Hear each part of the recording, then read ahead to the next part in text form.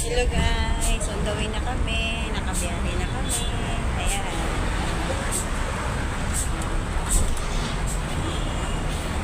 Dito na kami sa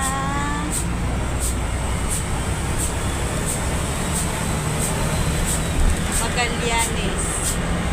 Lagpas na pala ng Magallanes ito.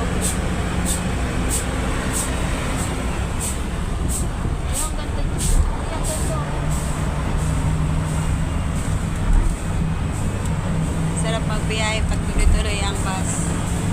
Hindi ma-traffic. May hangin pa. Mahangin.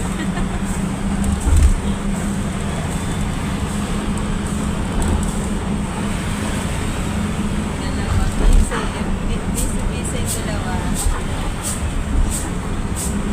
Ano masabi mo, Kai?